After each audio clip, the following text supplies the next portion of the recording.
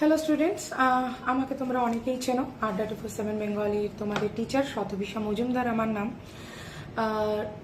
এ মাসে গত 9ই আগস্ট যেটা ঘটে গেছে আরজি করে, একটা বিভৎস ঘটনা।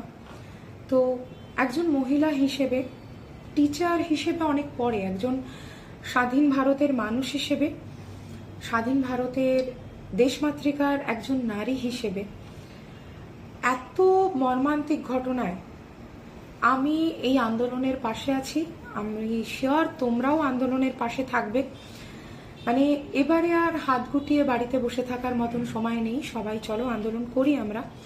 আরজি করের মর্মান্তক ঘটনায় সত্যি আমাদের জাস্টিস দরকার। তো উই ওয়ান্ট জাস্টিস, অবশ্যই আমাদের জাস্টিস দরকার।